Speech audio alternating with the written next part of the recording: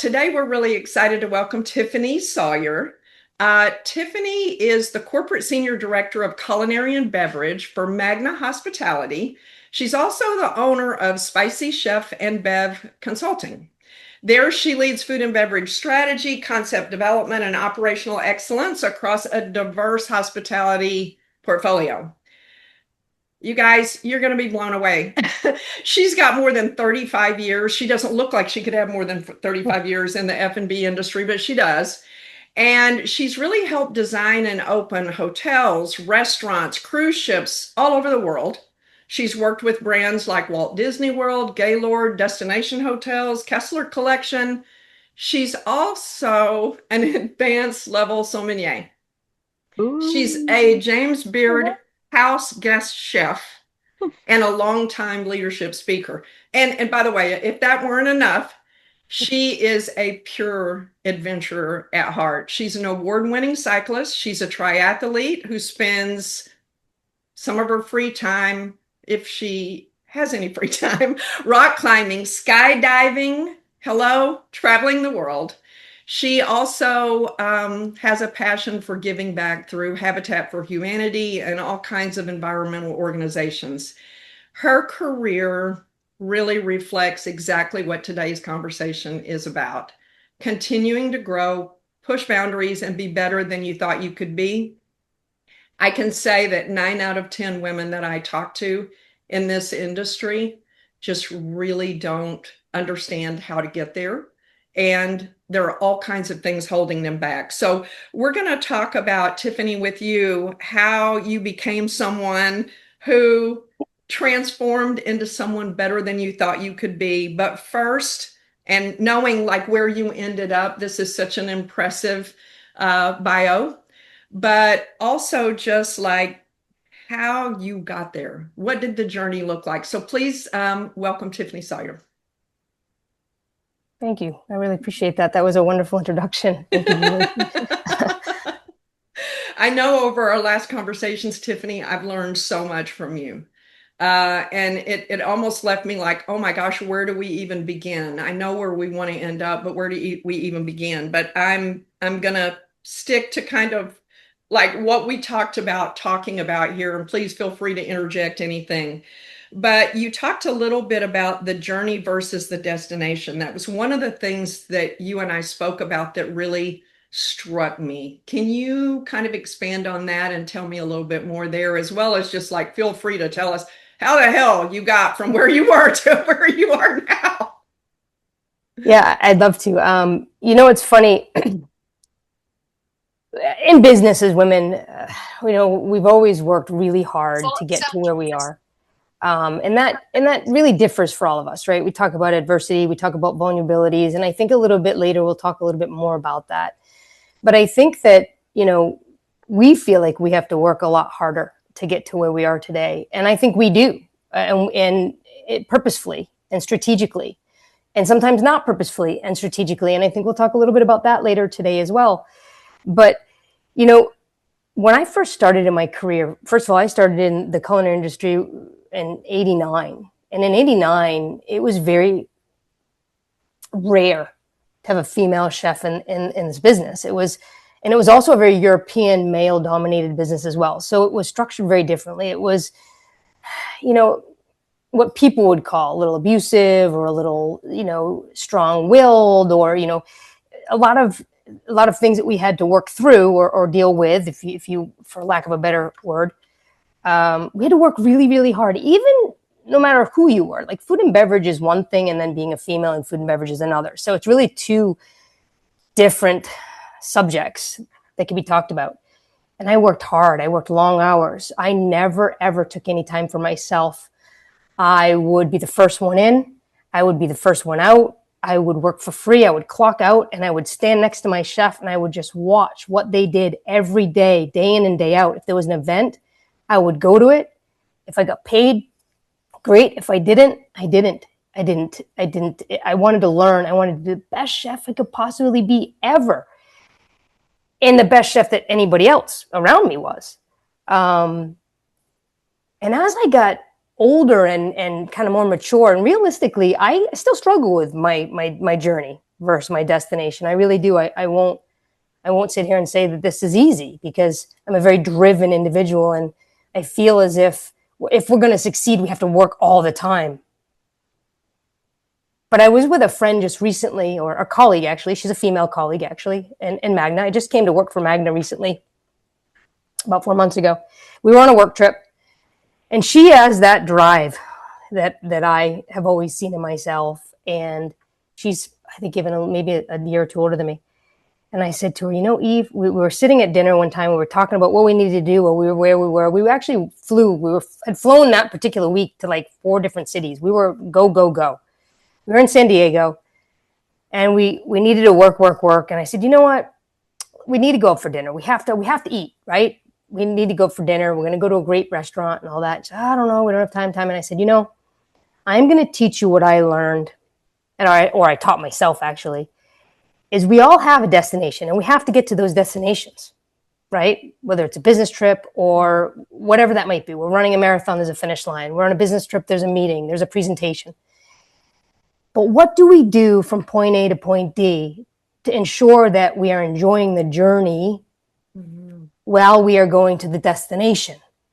I'm a chef. I'm an F&B person. My life revolves around travel and food and beverage and entertainment and people and interactions.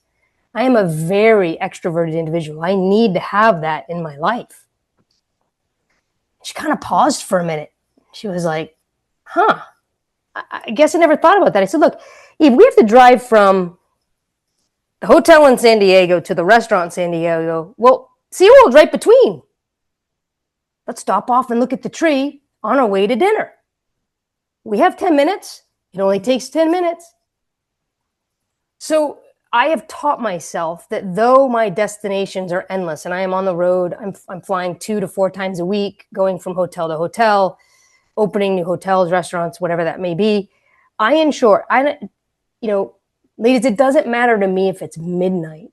I ensure I go for a walk every single night outside of the hotel.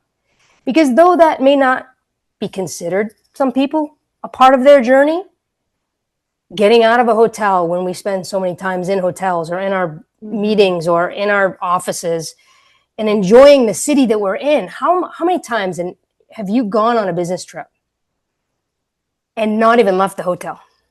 And you're in a cool city that has so many things to offer, and you haven't even left the hotel. I don't do that anymore. I do not allow myself. I'll get up at 5 a.m. if I have to take a walk and go see something cool. I was in New York City, and it was around Christmas, and I hadn't seen the tree in New York City during Christmas in decades. And I said, that's it. I'm going to see the tree. It was freezing cold out. I'm going to see the tree. It's all about the journey that leads us to our destination. Just because we take 2 minutes to see something and experience something doesn't make us any less at what we're going to do the next day. Does that mean that if I'm not ready for my presentation the next day, I'm going to do it? No, of course not, right? We have to select sometimes when we can and when we can't. And everybody's journey is different. Understand some of us are more adventurous like me, where my journey might be go ride a roller coaster down the street and enjoy, 15 minutes of some adrenaline, where, somebody else on this call's journey might be just to go see the public garden or go see a botanical garden or go to an art museum for 10 minutes or whatever that is. Your journey is your journey. All of our destinations are very similar. What I love about that too is the intention. We're booking an appointment with ourselves, and we're allowing for something. We tend to grind, we tend to get in there and just go and do, and then you're back in your hotel and you're answering emails and you're doing all these things. I would think that the more you practice that, the more you desire it. Is that fair to say? It's actually, you don't even desire it, you need it. It's almost like a part of your life at that point, and it has to be a part of your life. And funny you said that, Julie, because I actually do schedule this time for myself. And I don't know how many other individuals on this call do this, but I will schedule things on, look, I work, and we talked a little bit about this before, right? There are times where somebody will call me. I'm in a city and I travel a lot. I have friends all over the world and I travel a lot. So a friend might call me up and say, hey, Tiffany, let's do lunch tomorrow. oh, I'm here on business. Do I have time for lunch? You know what? I'm going to carve out 2 hours to have lunch with this friend, because then, you know what? Maybe I have to, maybe then I work till 7 o'clock at night instead of 6, or 7:30 instead of 6:30, or 8 instead of 7. I carve out that time for the experience, for the journey. And then later on in the evening, if I have to work a couple hours between 9 and 11, or 9 and 10, or whatever that looks like, that's what I do. Perfect. Because that's how I find, that's my journey, right? That's my Right. journey. Yeah, it's almost like you've written your own set of rules. Mm-hmm. Are being very intentional about that. One of the things you said earlier, and this is something I feel like a lot of especially women struggle with.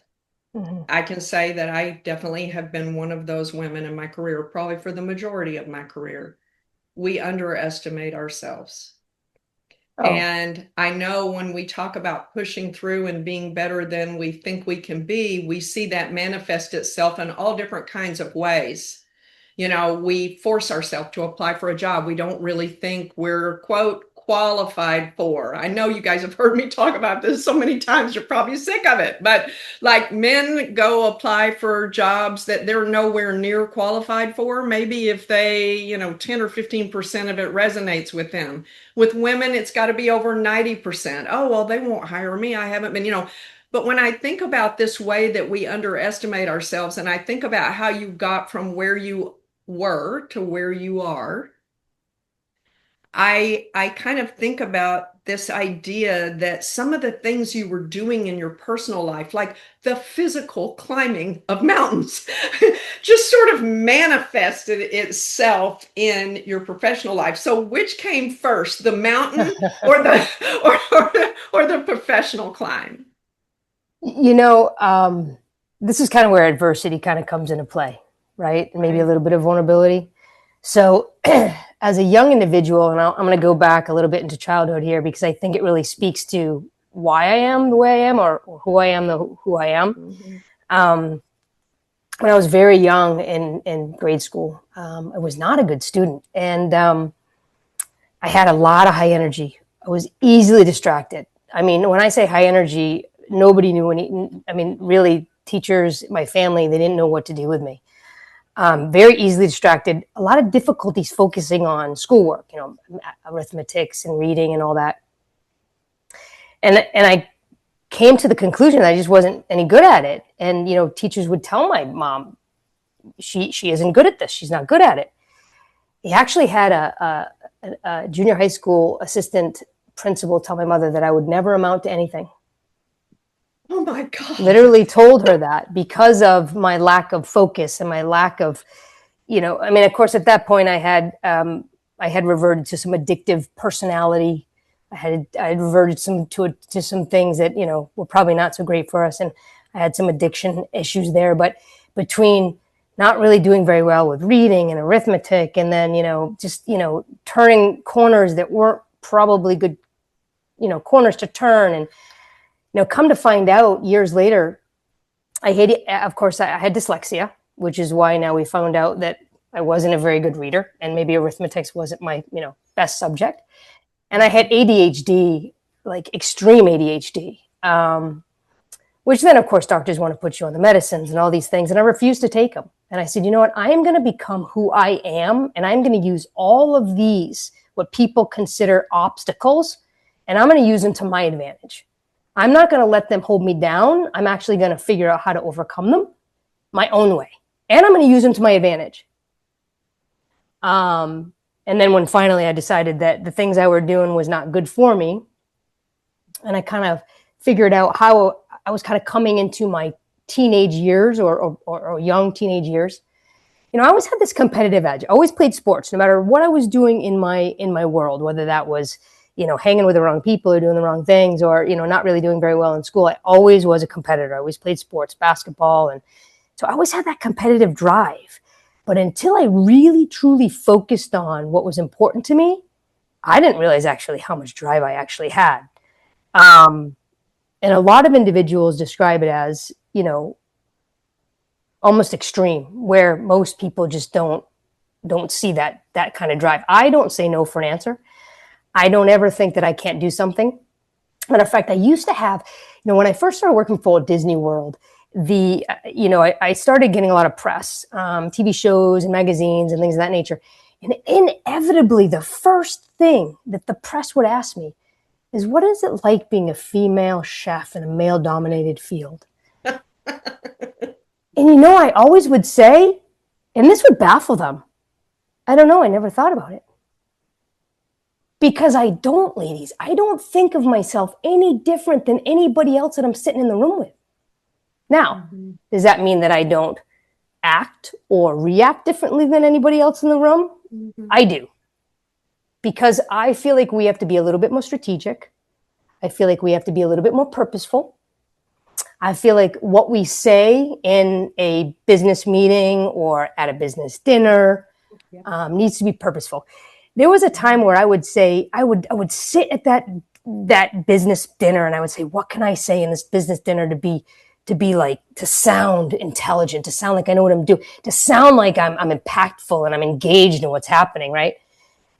And I just bust my head the whole time. What am I going to say?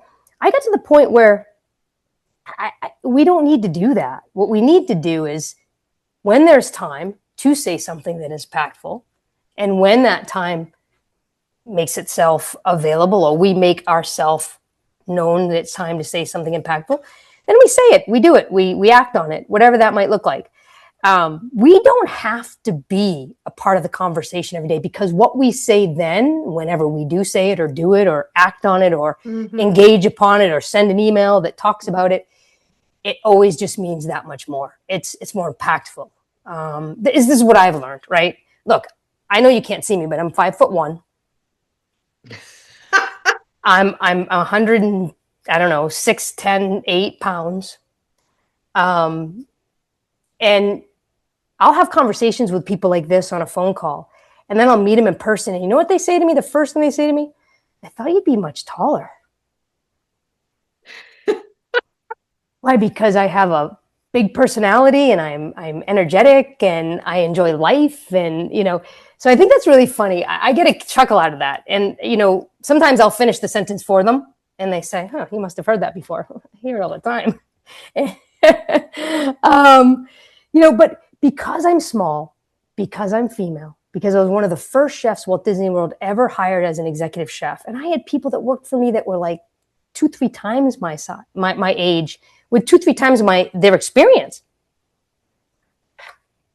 So it's kind of where I talk a little bit about vulnerability, right? Like, I never, ever, ever wanted to be vulnerable. I thought vulnerability was actually a crutch. I felt like it was something that only weak people did, weak women did.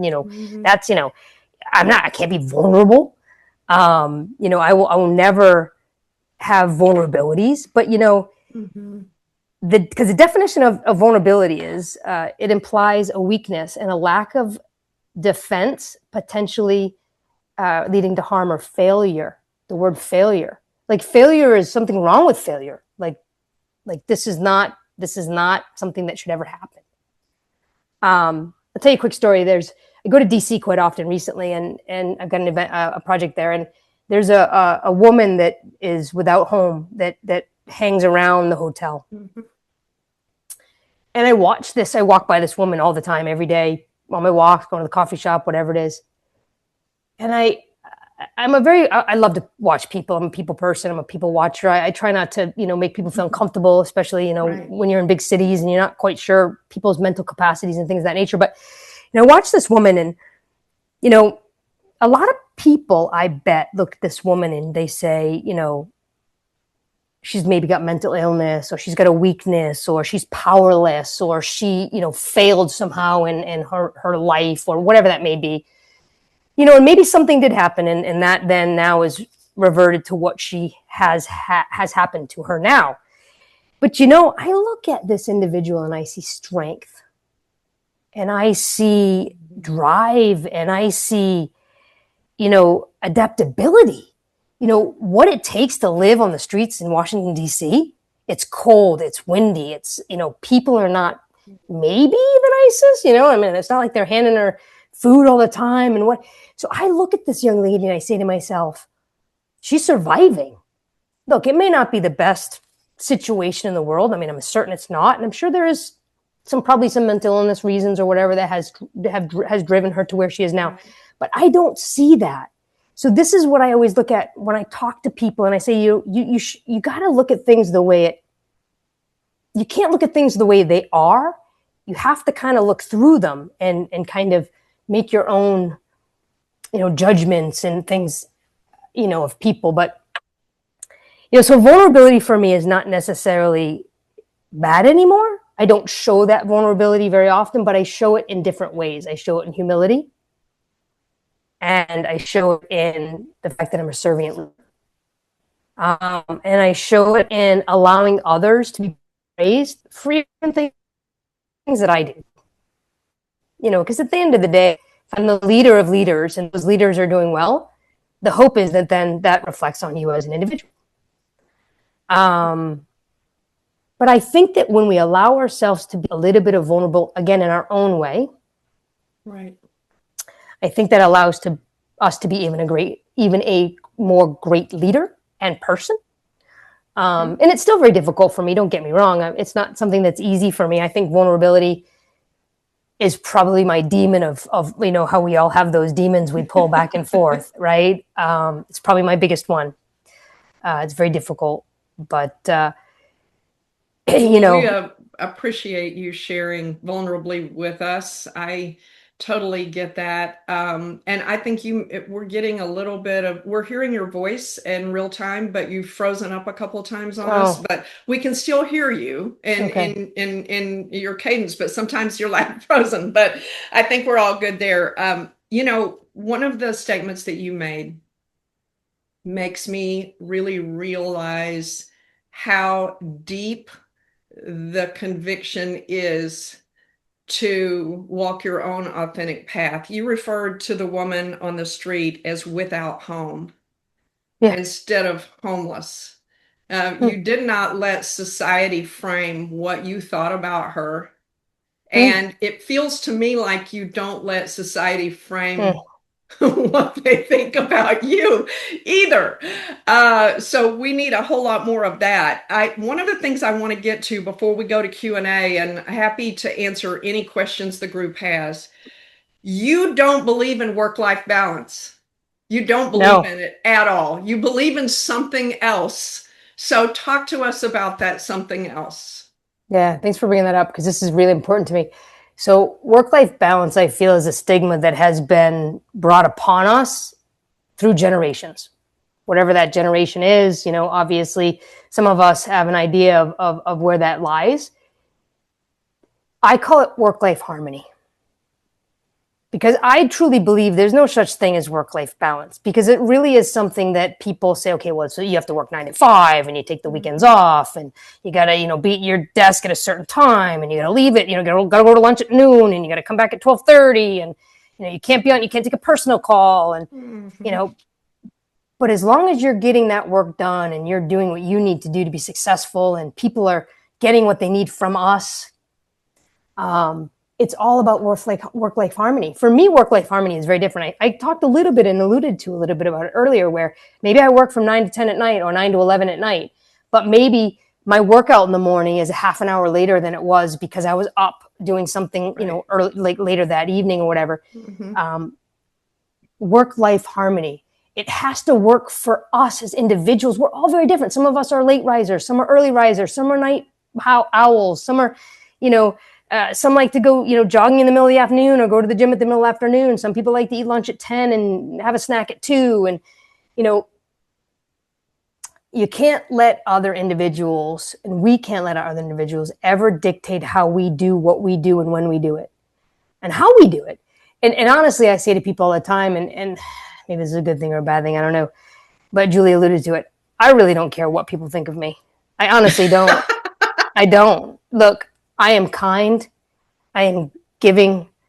I am, I was going to say forgiving, but I'm probably not that forgiving. But I'm, I have humility. I respect people. But if somebody's being lazy, then they're going to know they're being lazy. I'm going Mm-hmm. to tell them they need to get up and do what they need to do and stop being lazy. If they're being sensitive in my own very nice way, Yeah. I'm going to tell them, stop being so sensitive. Yeah. Right?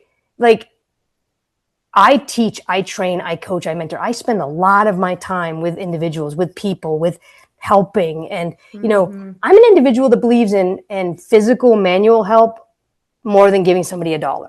Like, I'd rather go buy a sandwich for somebody, hand it to them and say, eat this sandwich, than give them $5 and say, now you're on your own, figure out how to get a sandwich. Because I don't believe they're going to go get a sandwich. Right. But I still want to help. Right. You know, and I work with a lot of generational differences. So I've done a lot of generational research in the last 3-4 years, because right now in the industry, and maybe even on this call, because I don't see everybody's faces and I don't know ages, we are now working with 4 generations in the workforce. 4 very different generations Mm-hmm. that learn differently, that think differently, that feel differently, that communicate or don't communicate differently. And I think that's made me a better leader as well, is understanding the difference between, because it's not right or wrong. None of this is right or wrong. It's just not who I am. Right. And I don't necessarily believe that I need to change who I am. Now, does that mean that do I have to change my delivery sometimes? Mm-hmm. Of course it does. Mm-hmm. But it doesn't mean I have to change who I am. And I won't change who I am. Mm-hmm. But I will change my delivery for whomever I'm speaking with, or whatever generation I'm working through or for, or Mm-hmm. training, or whatever that looks Mm-hmm. like. Mm-hmm. But we don't have to change who we are, ever. Just have to adapt to the situation. It's kind of like what I call situational leadership. It's one of the things one of probably the most important things I probably learned at Disney. Working for Disney in the very beginning of my career was probably one of the smartest moves I ever made, because it's probably one of the best companies to work for when it comes to diversity and understanding culture and understanding conflict resolution and all the things that as a really young leader, you don't know anything about Yeah. at all. Nor do you feel good about it or comfortable with it. None of those things. All 4 of those things I just talked about, and probably some of us still don't feel comfortable with any of that. Conflict resolution and conflict, and how do I deal with this and how do I work through it? Mm-hmm. It's not easy, but For sure. yeah. For sure. I've gotten a couple of direct messages with a couple of questions, which I'll ask you. But one of the things I was looking back over my notes as you were talking about work-life harmony. I've honestly never heard it framed up that way, and it was transformational for me. Very insightful. The fact that it allows you to be you in your own space, in your own time, with your own clock. And Julie, we also talked about it's not an excuse, right? Like, Exactly. work-life balance should never be an excuse. And I think Right. I hear that a lot in the industry now. Oh no, Yeah. work-life balance, I can't work. No, Yeah. no, no, that's an excuse. That's not work-life balance. That's called lazy. A big Yeah. difference. Okay. Let's get this right. And that's why it's work-life harmony. Okay. Don't, Yeah. so just want to No, I'm glad you interject said that. that. I remember one of the things you said to me when we were talking about this before is that, and I wrote it down, rigidity is the enemy of work-life harmony. So, Mm-hmm. although you schedule for yourself, although you make time for yourself, you make appointments with yourself, your ability to be flexible and to give yourself grace in those moments is really, really huge. Yeah, so not only do I have ADHD and dyslexia, but I also have OCD. So it's a trifecta of horribleness, right? Like, good Lord, talk about just inner conflict. Yeah, I So bet. I'm very OCD. Everything is going to be very structured. But yes, I have a saying for myself that I actually made up in 1996. Be flexible in the face of change and enthusiastic about the possibilities that change can create. Wow. Like, look, and flexibility sometimes is We need to difficult for hear me. that again. We need to hear that again. Yeah, say it again, right out loud. Be flexible in the face of change and enthusiastic about the possibilities that change can create. And the other thing, I have another really great, so I have a couple sayings and poems and things. So Robert Frost, The Road Not Taken, is also one of my favorite poems ever, ever, ever, because I am the epitome of somebody that takes the road not taken. If there is a road, I'm going this way. And I'm going to go find my own path. Doesn't mean that what do they say? What do they say? Live to your own drum, beat to your own drum, whatever. That doesn't mean, I'm not saying that. I just mean, look, I'm going to pave my own path. I'm going to make my own way. Yeah. And there's another called the Code of Life and Conduct, and you should look it up. But it is the way I live my life, absolutely, unconditionally the way I live my life. And if there's a minute at the end, I will tell you what that is, because that is the epitome of the way that I live my life. Yeah. It's by George G. Nathan. Yeah, put it in the chat for us if you would. It sounds like unapologetically, for sure. So I love that. Learned so much from you. So